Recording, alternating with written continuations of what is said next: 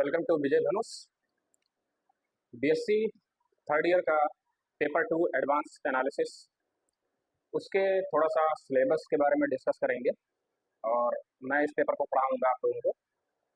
तो इस वीडियो में मैं थोड़ा सा आपको बताऊंगा कि कैसे जो बीएससी फर्स्ट ईयर और सेकेंड ईयर में आपने एनालिसिस पढ़ रखा है, कैसे थर्ड ईयर में वो अपग्रेड होगा।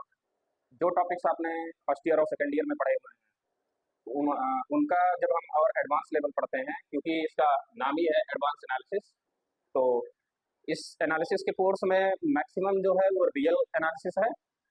थोड़ा सा जो यूनिट 5 है उसमें कॉम्प्लेक्स एनालिसिस का भी शुरुआत हो जाएगा। और वाइडली कॉम्प्लेक्स एनालिसिस जो है वो एमएससी में पढ़ा जाता है। तो यहाँ पर क्या है कि थोड़ा सा इंट्रोडक्शन टाइप का रहेगा, कुछ ही कॉन्सेप्ट उसमें पढ़ाए जाएंगे। तो इस वीडियो में मैं बात करूंगा बीएससी पार्ट थर्ड या थर्ड ईयर कह लीजिए। उसमें 4 पेपर्स होते हैं मैथमेटिक्स में। उसमें से क्या है कि जो पेपर 2 है एडवांस एनालिसिस, उसके थोड़ा सा सिलेबस डिस्कस करेंगे। कैसे जो भी चीज़ें हमने फर्स्ट ईयर सेकेंड ईयर में पढ़ रखी हैं उनसे कैसे कैसे चीज़ें थोड़ी सी और एडवांस लेवल पे जाएंगी। और फिर थोड़ा बुक्स के बारे में भी मैं आपको रिकमेंड करूंगा। वैसे तो आपके पास होंगी ही किताबें, फर्स्ट ईयर सेकेंड ईयर में आपने ले रखा होगा, और कुछ एडवांस किताबों के बारे में भी मैं बताऊंगा और थोड़ा सा डिस्कस करते हैं सिलेबस के बारे में। तो पहले से ही मैंने लिख रखा है यूनिट वाइज जो टाइटल्स हैं सिलेबस का। यूनिट 1 है लिमिट्स एंड कॉन्टिन्यूटी। इसमें क्या है कि जैसे आपने सेकेंड ईयर में मेट्रिक स्पेसेस के बारे में पढ़ा होगा, और इन केस अगर आप मेट्रिक स्पेसेस के बारे में नहीं पढ़े हैं या आपको सेकेंड ईयर में उतना अच्छे से समझ में नहीं आया, तो भी मैं इस यूनिट 1 की स्टार्टिंग में पहले आपको मेट्रिक स्पेसेस के बारे में पूरा कंप्लीट नॉलेज प्रोवाइड कराऊंगा, पूरा उसके बारे में बताऊंगा। मेट्रिक स्पेसेस क्या होते हैं, मेट्रिक क्या है, उसमें फिर क्लासिफिकेशन में आएंगे कितने टाइप के मेट्रिक स्पेसेस हैं, different examples of metric and metric spaces. उसमें फिर ओपन सेट का कॉन्सेप्ट आएगा, क्लोज्ड सेट का कॉन्सेप्ट आएगा, फिर जितने भी टोपोलॉजिकल पॉइंट्स होते हैं, दैट मीन्स कि लिमिट पॉइंट, बाउंड्री पॉइंट या क्लस्टर पॉइंट आप कह लीजिए, इंटीरियर पॉइंट हो गया, तो उन सब के बारे में मैं आपको पहले इंट्रोडक्शन दूंगा, बढ़िया से समझा दूंगा। फिर जो हमारा मेन सिलेबस है limits and continuity between metric spaces, 2 metric spaces लेंगे। Suppose we have a metric space X D, X एक नॉन एम्प्टी सेट होता है जिस पर एक मेट्रिक फंक्शन डी डिफाइंड होता है, तो ये जो पेयर है इसको मेट्रिक स्पेस कहते हैं। इसको जब पढ़ाऊंगा तो बताऊंगा। और दूसरा हमारे पास एक मेट्रिक स्पेस है वाई डी डैश, तो इनके बीच में अगर कोई फंक्शन है एफ, तो इस फंक्शन की लिमिट के बारे में पढ़ना, उसकी कॉन्टिन्यूटी के बारे में पढ़ना। फिर जब ये सब हम पढ़ लेंगे उसके बाद में क्या होगा कि इसी मेट्रिक स्पेस में और हम उसके टाइप्स में जाएंगे, उसकी प्रॉपर्टीज में। कॉम्पैक्ट मेट्रिक स्पेस क्या होता है, what is compactness, compact set क्या होता है, कॉम्पैक्ट का मीनिंग क्या है, कंप्लीट मेट्रिक स्पेस क्या होता है, what do we mean when we say that suppose we have a metric space and it is complete, उसका क्या मतलब होता है। तो जब हम कंप्लीट मेट्रिक स्पेस पढ़ेंगे, कंप्लीट मेट्रिक स्पेस, तो वहां पर आएगा सीक्वेंस का कॉन्सेप्ट, जो आप बीएससी सेकेंड ईयर में पढ़े हैं या फर्स्ट ईयर में पढ़े हैं। सीक्वेंस सॉरी फर्स्ट ईयर में ही पढ़े होंगे, क्योंकि सेकेंड ईयर में क्या है कि सीरीज होगा, general series and alternating series, series of positive terms, उसका कन्वर्जेंस आपने पढ़ रखा होगा। सीक्वेंस आपने बीएससी फर्स्ट ईयर में पढ़ा होगा। तो यहाँ पे क्या है कि सीक्वेंस का भी रिवीजन हो जाएगा, और साथ में इसी सीक्वेंस का एक जो पर्टिकुलर एग्जांपल है या पर्टिकुलर टाइप है कॉशी सीक्वेंस। कॉशी सीक्वेंस ये एक स्पेशल टाइप की सीक्वेंस होती है। ये मैथमेटिशियन है कॉशी, उन्हीं के नेम पर बेस्ड है, उन्होंने ही दिया है। तो कॉशी सीक्वेंस का यहाँ पर पूरा यूज आएगा कंप्लीट मेट्रिक स्पेसेस में। तो पहले मैं आपको मेट्रिक स्पेसेस पढ़ाऊंगा, फिर 2 स्पेसेस के बीच अगर कोई फंक्शन डिफाइंड है तो उन फंक्शंस की कॉन्टिन्यूटी कैसे चेक करें। जैसे आप फर्स्ट ईयर में पढ़े होंगे कि अगर एक सेट एक्स है, उस दूसरे सेट वाई पर कोई फंक्शन एफ डिफाइंड है, 1 वेरिएबल ही ज्यादातर होता था फर्स्ट ईयर में। 1 वेरिएबल का मतलब यहाँ एक्स लेंगे, एफ एक्स इक्वल वाई मिलेगा। तो इस एफ एक्स इक्वल वाई, ये जो एफ है फंक्शन है, उसकी लिमिट निकालना। कोई फंक्शन दिया जाएगा उसका लिमिट निकालने के लिए, तो ये आपने फर्स्ट ईयर में पढ़ा। फिर कॉन्टिन्यूटी चेक करना, तो सबसे इनिशियल कॉन्सेप्ट लिमिट्स का होता है, जिसमें आप एप्सिलॉन डेल्टा का यूज करके लिमिट निकालते हैं, या और भी वेरियस मेथड होते हैं। तो जो सबसे फंडामेंटल मेथड है वो एप्सिलॉन डेल्टा। तो मैं एक वीडियो उस पर भी बनाऊंगा। एप्सिलॉन डेल्टा बहुत लोगों को अच्छे से क्लियर नहीं होता है इसका क्या मीनिंग होता है। सबसे पावरफुल टूल वही है पूरे रियल एनालिसिस में, चाहे आप बीएससी में पढ़िए, चाहे एमएससी में पढ़िए, या किसी भी लेवल पे जाइए, सबसे पावरफुल टूल एनालिसिस में एप्सिलॉन डेल्टा ही होता है। ठीक है। और जब लिमिट्स आप पढ़ लिए, उसके बाद उस लिमिट्स का अलजेब्रा आपने पढ़ा होगा। जैसे दो अलग अलग फंक्शंस हैं, उन पर एक लिमिट लगाया जाए। सपोज मैं यहाँ लिख देता हूँ, अगर एक फंक्शन एफ एक्स है, दूसरा है जी एक्स, और उस पर कोई लिमिट लगाई जाए, तो लिमिट कैसे डिस्ट्रीब्यूट होगा, अगर उनका प्रोडक्ट है तो कैसे डिस्ट्रीब्यूट होगा। फिर आपने डीएल हॉपिटल रूल भी पढ़ रखा है कि जब डिवाइड का कॉन्सेप्ट आता है तब कैसे लिमिट काम करती है। तो ये सारी चीजें आप फर्स्ट ईयर में पढ़े होंगे। जैसे एफ एक्स एक फंक्शन है और एक फंक्शन है जी एक्स, अगर दोनों का सम है उस पर हम लिमिट अप्लाई करें। अब एक्स टेंड्स टू समथिंग, कुछ नंबर ए ले लेता हूँ। अब ये ए क्या है, ए बराबर जीरो भी हो सकता है, ए बराबर इन्फिनिटी भी हो सकता है, या ए कोई अदर नंबर हो सकता है, पॉजिटिव या निगेटिव रियल नंबर हो सकता है other than zero and infinity. तो ये सारे केसेस आप पढ़ रखे हैं, तो हम जानते हैं डिस्ट्रीब्यूट हो जाएगा। ऐसे ही प्रोडक्ट का भी जो रूल होता है, f x dot G x है, तो वहां पर कैसे लिमिट अप्लाई होगा। फिर अगर डिवीजन है एफ एक्स अपॉन जी एक्स, तो यहाँ पर पहला केस तो ये होता है कि जी एक्स नॉट इक्वल जीरो होना चाहिए, तभी इस पर हम लिमिट की बात कर पाएंगे। इस केस में जब जी एक्स नॉट इक्वल जीरो हो, तब लिमिट की स्टडी हम करते हैं। फिर उसमें इनडिटर्मिनेट फॉर्म बनते हैं, जीरो बाई जीरो है या इन्फिनिटी बाई इन्फिनिटी है, जीरो बाई इन्फिनिटी है। तो ये सभी केसेस के लिए आपने फर्स्ट ईयर में बहुत अच्छे से पढ़ रखा है लिमिट्स के बारे में। यहाँ पर जो लिमिट्स पढ़ना है वो आपको मैट्रिक स्पेसेस के पर्सपेक्टिव से पढ़ना है। ठीक है, कि अगर मैट्रिक स्पेस है, कोई मैट्रिक डिफाइंड है डी बिटवीन टू पॉइंट्स या किसी पूरे स्पेस पर, तो हम उस पर लिमिट की चर्चा जो करेंगे वो मैट्रिक के टर्म में करेंगे। थोड़ा सा मैं लिखता हूँ, डी एक्स वाई, अगर डी कोई मैट्रिक है किसी मैट्रिक स्पेस एक्स पर अप्लाइड है, और हम एक्स और वाई दो पॉइंट्स चूज करते हैं उस स्पेस में, तो डी एक्स वाई क्या होता है, एक मैट्रिक होता है, मतलब कि एक डिस्टेंस होता है। अब इसी डिस्टेंस पर हम कोई फंक्शन लगा दें, सपोज हम इसी एफ एफ लगा दें जो इस मैट्रिक पर अप्लाई हो रहा है। मीन्स ये फंक्शन क्या कर रहा है, ये डायरेक्ट एक्स वाई पर अप्लाई नहीं हो रहा है, ये जो मैट्रिक है इस पर अप्लाई हो रहा है। दैट मीन्स कि ये जो फंक्शन है ये मैट्रिक से रिलेटेड है। यानी एक फंक्शन ऐसा हम ले लें जो इस मैट्रिक को चेंज कर दे डी डैश एक्स वाई किसी दूसरे मैट्रिक में, वेरिएबल वही रहेगा, पॉइंट वही रहेंगे। दैट मीन्स कि अगर यहाँ कोई एक डिस्टेंस, मैं एक जनरल आइडिया आपको दे रहा हूँ, suppose we have a distance, या फिर कह सकते हो लाइन सेगमेंट है, ये एक लाइन सेगमेंट है, उस पर एक फंक्शन लगाए, ये एक्चुअल में मैट्रिक ही है जो इस पॉइंट और इस पॉइंट के बीच में बता रहा है कितना डिस्टेंस है। तो फंक्शन अगर कोई ऐसा डिफाइंड है कि इस डिस्टेंस को क्या कर रहा है, चेंज कर रहा है, सपोज करो ये शॉर्ट कर दिया, छोटा बना दिया, या इस मैट्रिक को क्या किया और बड़ा बना दिया, तो ऐसे टाइप के जो फंक्शंस होते हैं उनकी लिमिट्स पढ़ना, उनकी कॉन्टिन्यूटी पढ़ना, वो हम इस यूनिट में देखेंगे। फर्स्ट यूनिट में पार्ट वन, यूनिट में दो पार्ट होंगे। पहले पार्ट में लिमिट कॉन्टिन्यूटी होगा, दूसरे में हम पढ़ेंगे compact and complete metric spaces के बारे में। कॉम्पैक्टनेस अभी तक आप नहीं पढ़े होंगे, या हो सकता है कभी आइडिया लिए हो। तो कॉम्पैक्टनेस क्या होता है, suppose we have a space X, हमारे पास एक स्पेस है, ये एक जनरल ऐसे ज्योमेट्रिक फिगर में बना रहा हूँ, क्योंकि कॉम्पैक्टनेस एक्चुअल में ज्योमेट्री से ही रिलेटेड होता है। ठीक है, एक स्पेस एक्स है, तो कॉम्पैक्टनेस ये बताता है कि हम इस स्पेस एक्स को छोटे छोटे ओपन सेट्स से पूरा कवर कर दें। मीन्स हमारे पास छोटे छोटे सेट्स हों, उन्हीं सेट्स के थ्रू हम इस पूरे को कवर कर दें। कवरिंग का कॉन्सेप्ट आएगा, कवर मैं बताऊंगा आपको क्या होता है। ठीक है, ओपन सेट्स का ऐसा कलेक्शन जो किसी एक पूरे स्पेस को कवर कर दे। अब ये एक्स क्या है, एक पूरा स्पेस था, हमने इन्हीं छोटे छोटे सेट्स के कलेक्शन से उनका पूरा यूनियन जब हम ले लेंगे, इसको ऐसे लिख सकते हैं, ए आई, आई क्या है, इंडेक्स सेट। ठीक है, तो यही क्या बताता है, बराबर एक्स। ये जो कॉन्सेप्ट है ये पूरा बाकायदा मैं डिफिनेशन और इसके पूरे एग्जांपल्स थ्योरम्स कराऊंगा, ये तो मैं शॉर्ट इंट्रोडक्शन दे रहा हूँ। तो कॉम्पैक्टनेस का कॉन्सेप्ट ये होता है कि एक स्पेस एक्स है, अगर हमारे पास कोई ऐसा कलेक्शन है, फाइनाइट सब कलेक्शन, या कलेक्शन ही कह लो, finite collection, collection of finite sets, ऐसे सेट्स जो सभी ओपन हो और पूरा यूनियन अगर उनका लिया जाए तो ये एक्स को कवर कर दे, दैट मीन्स कि ये equality they, union of A I is equal x.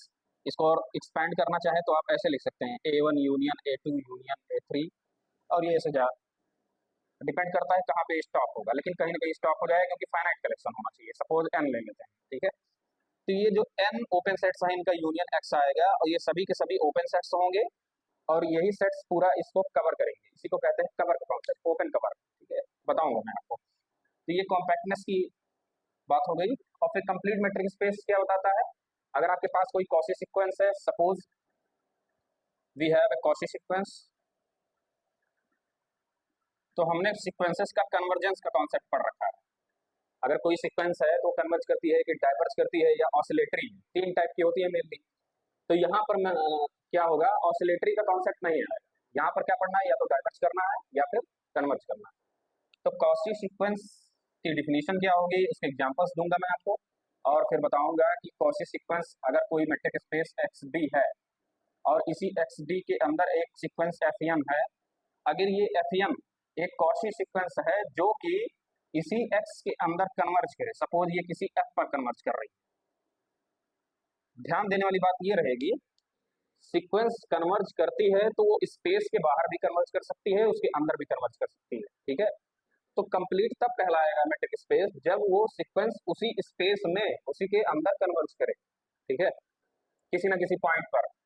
तो ये कौन सी सीक्वेंस का कॉन्सेप्ट है, और इसी का यूज करके कंप्लीट मैट्रिक स्पेसेस की स्टडी की जाती है। तो यूनिट 1 में ये सब पढ़ना है। फिर आते हैं सेकंड पे, फंक्शंस ऑफ सेवरल वेरिएबल्स। इसमें क्या होगा कि जैसे आपने फर्स्ट ईयर में पढ़ रखा है फंक्शन ऑफ वन वेरिएबल का function, that means f x equal y, f x equal y, ये क्या है, वन वेरिएबल फंक्शन है। अब यहाँ पर क्या पढ़ना होगा, वहां पर एफ एक्स इक्वल वाई से रिलेटेड आपने क्या पढ़ा था, लिमिट की बात की थी, लिमिट्स कॉन्टिन्यूटी। फंक्शन किसी पॉइंट पर कंटिन्यूअस है तो उसके लिए क्या क्राइटेरिया होना चाहिए, कब कहेंगे कंटिन्यूअस है, कब कहेंगे डिसकंटिन्यूअस है, ठीक है। और जब हम लिमिट पढ़ लेते हैं, कंटिन्यूटी पढ़ लेते हैं, फिर आता है इसके आगे का कॉन्सेप्ट डिफरेंशियबिलिटी। किसी पर्टिकुलर पॉइंट पर फंक्शन डिफरेंशिएबल है कि नहीं, उसके लिए क्या होता है, कुछ कॉन्सेप्ट होते हैं, कुछ क्राइटेरियाज होते हैं। एप्सिलॉन डेल्टा से भी चेक कर सकते हैं, या फिर कॉन्टिन्यूटी से अपग्रेड होकर एक कॉन्सेप्ट और आगे थोड़ा सा आता है, या कह सकते हैं कुछ थ्योरम्स है, कुछ टूल्स है जो ये बताते हैं।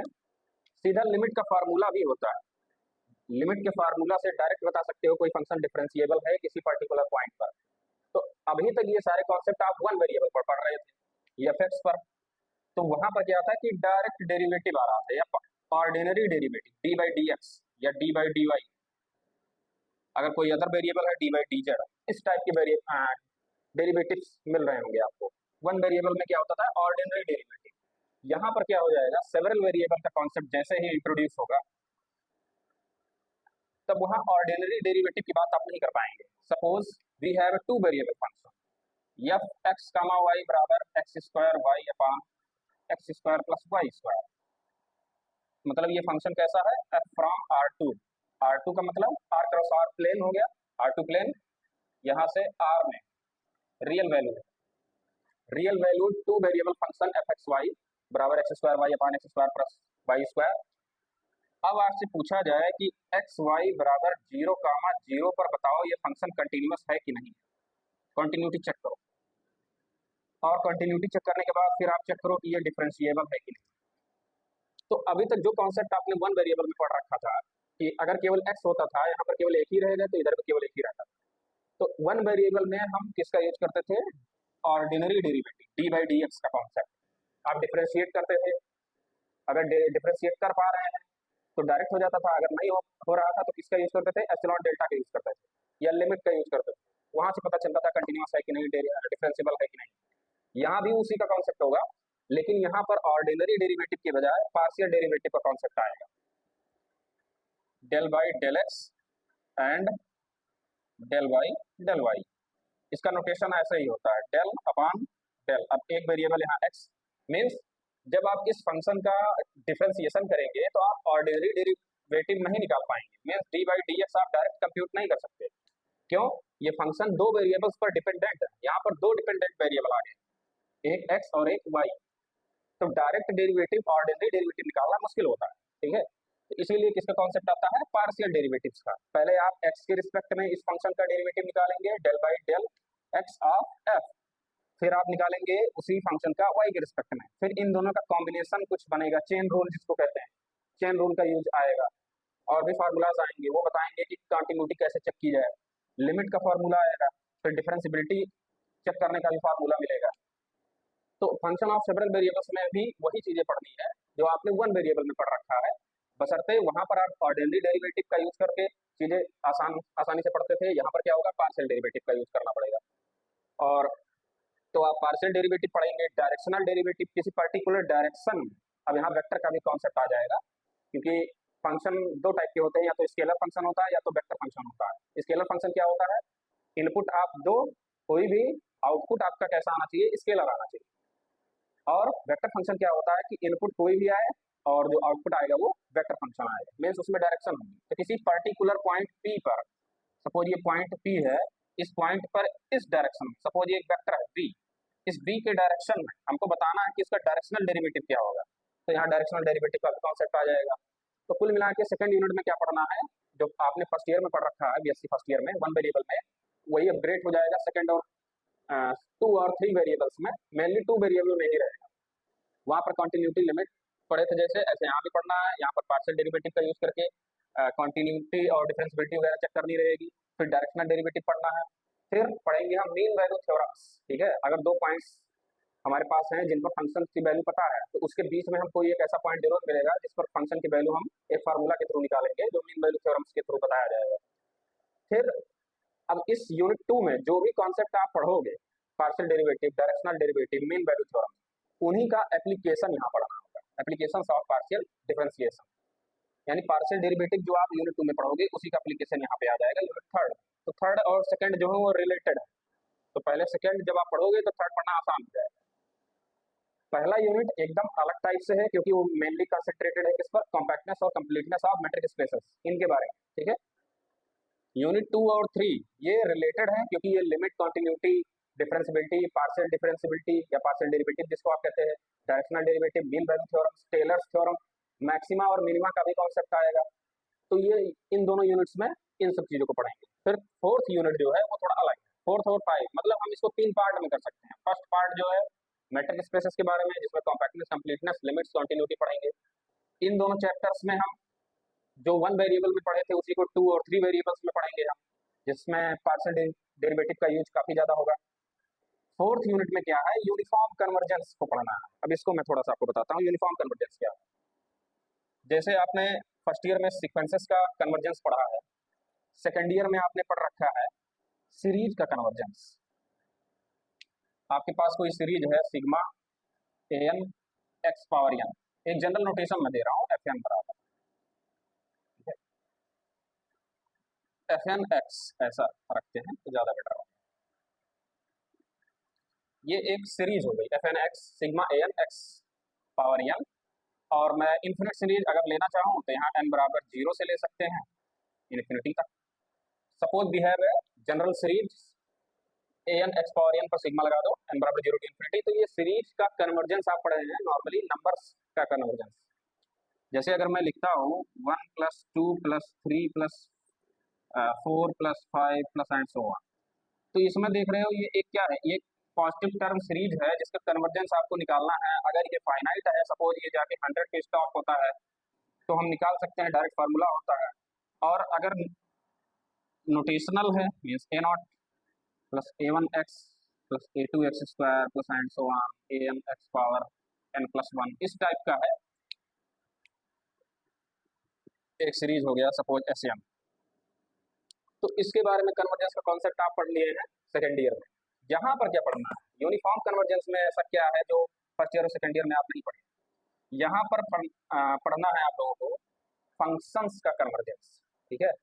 जैसे एक फंक्शन है, पहले एक जनरल नोटेशन देता हूँ, एफ एन एक्स, तो sigma A N x power N, N बराबर 1 पर ये सीरीज किस तरह से हो जाएगी, f1x, और हाँ a1 x पावर 1 और n बराबर 2 पर ये हो जाएगा a2 x पावर 2 और यहाँ चलेगा n बराबर 1 से ही ले लेते हैं, 1 टू इन्फिनिटी चलेगा। तो जैसे ही आप 1 रखेंगे तो केवल एक ही टर्म बचेगा, दैट मीन्स केवल यही बचा। जब n बराबर 2 रखेंगे तब ये चीज क्या हो जाएगा, दो टर्म्स में डिवाइड होगी, मीन्स यही सीरीज जो है वो किस तरह से हो जाएगी, a1x प्लस a2x स्क्वायर। फिर जब आप n बराबर 3 लेंगे तो f3x बराबर क्या आएगा, a1x plus a2x square plus a3x cube. तो आप देखते जा रहे हैं यहाँ पर क्या था, वहां पर आपने सिर्फ नंबर्स का समेशन पढ़ा हुआ था। अगर नंबर्स दिए गए हैं तो चाहे वो फंक्शन के फॉर्म में दिए हो, मतलब वेरिएबल के फॉर्म में दिए हो, या फिर डायरेक्ट नंबर्स के फॉर्म में दिए हो, तो उनको आप बहुत आसानी से टेस्ट होते थे, उन टेस्ट के थ्रू पढ़ लेते थे कि उनका कन्वर्जेंस और डाइवर्जेंस क्या है। यहाँ आपको क्या पढ़ना है, फंक्शंस का पढ़ना है। मीन्स ये सीक्वेंस जो होगा, जो आपने फर्स्ट ईयर सेकेंड ईयर में पढ़ा हुआ सीक्वेंस ऑफ रियल नंबर्स पढ़ रखा है, यहाँ जो आपको पढ़ना है सीक्वेंस ऑफ फंक्शंस को पढ़ना है।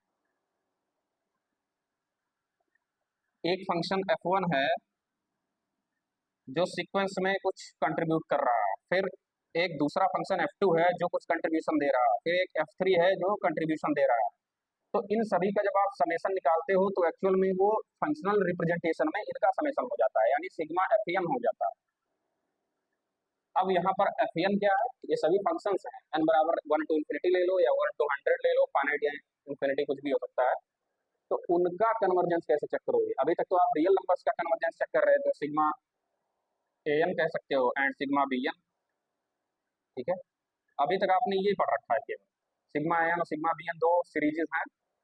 तो हम क्या करते थे कि कंपैरिजन टेस्ट पढ़ते हैं, उससे कुछ पता चलता है कि कन्वर्ज कहाँ कर रही है या कन्वर्ज कर रही है कि नहीं। फिर हायर रेशियो टेस्ट होते थे जिसमें डीएलएमआर रेशियो टेस्ट और फिर कॉसी टेस्ट, बहुत सारे टेस्ट होते हैं, उन सबका यूज करके आप चेक करते थे।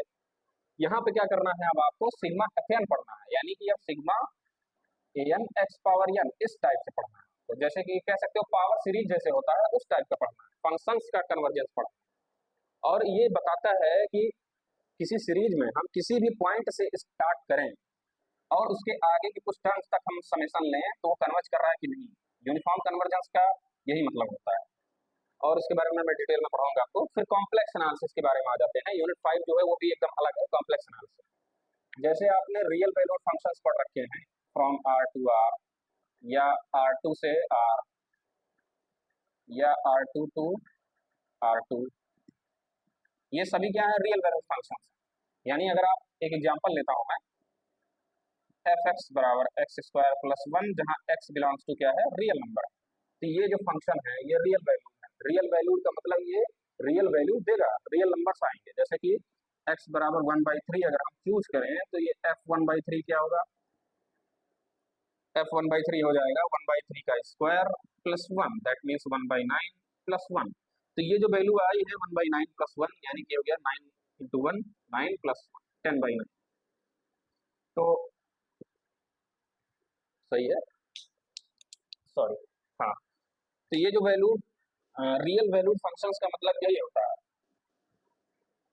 अब आपको पढ़ना है कॉम्प्लेक्स एनालिसिस, यानी कि कॉम्प्लेक्स वैल्यूड। अभी देखो कैसे मैं चेंज करता हूँ, यही जो फंक्शन था एक्स स्क्वायर प्लस 1, इसी को मैं चेंज कर दूं, इस तरह से अगर लिख देता हूँ, सपोज टू वेरिएबल का फंक्शन एक्स वाई, और इसको मैं ऐसे रिप्रेजेंट कर दूं एक्स प्लस आई वाई।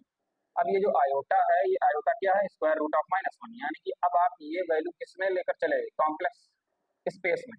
अभी तक आप रियल स्पेस में पढ़ रहे थे, अब ये वैल्यू किस में चली गई, कॉम्प्लेक्स स्पेस में।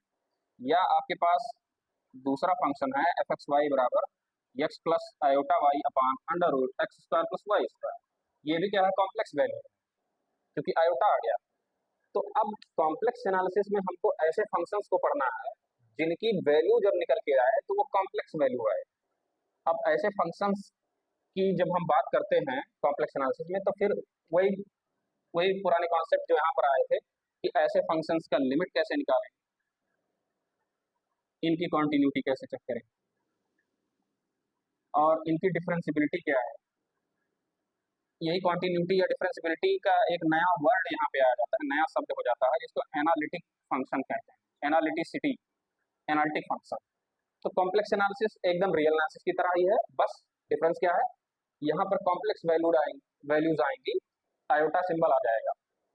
फिर क्या होगा, हमको उन्हीं फंक्शंस की लिमिट्स, कॉन्टिन्यूटी, डिफरेंशियबिलिटी वगैरह पढ़नी रहेगी।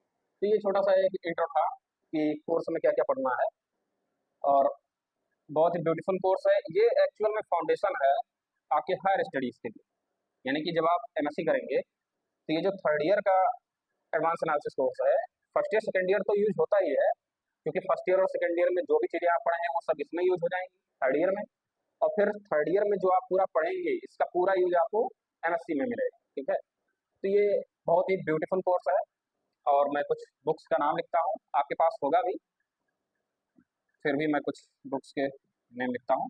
फर्स्ट है, दो किताबें मैं आपको सजेस्ट करूंगा जो कि एवरेज लेवल, मीन्स कोई बिगिनर स्टूडेंट है या एवरेज माइंडेड स्टूडेंट है, या जिसको हैवी टेक्स्ट पढ़ना पसंद नहीं है, नहीं समझ में आता, उसके लिए ये दोनों बुक्स हैं। पहला है एससी मलिक,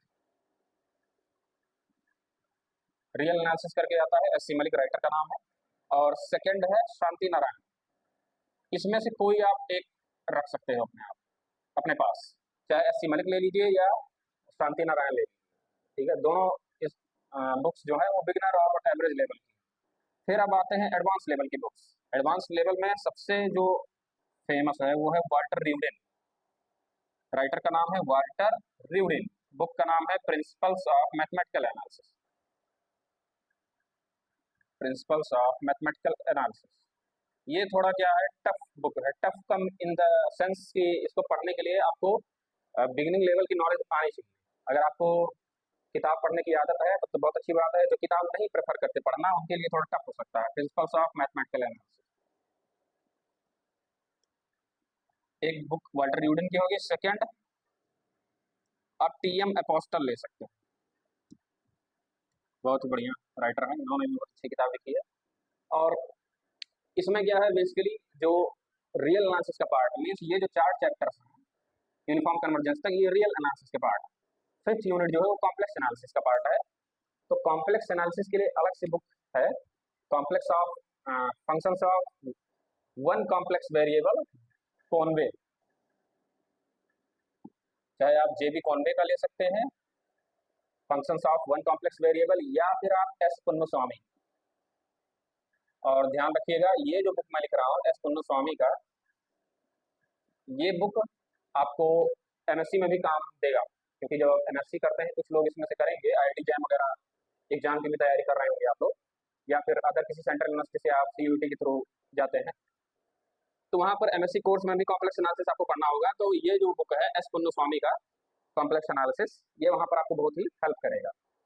तो ये कुछ बुक्स की रिकमेंडेशंस हो गई, और ये थोड़ा सा सिलेबस का डिस्कशन हो गया। और अब मैं स्टार्ट करूंगा यूनिट 1 से, और यूनिट 1 में मेन कॉन्सेप्ट है डायरेक्ट लिमिट कॉन्टिन्यूटी पर मैं जंप नहीं करूंगा, पहले आपको मैट्रिक और metric spaces, open set, close set, topological points, ये सारी चीजें बता दूंगा, उसके बाद फिर मेन कोर्स पर आएंगे। Thank you.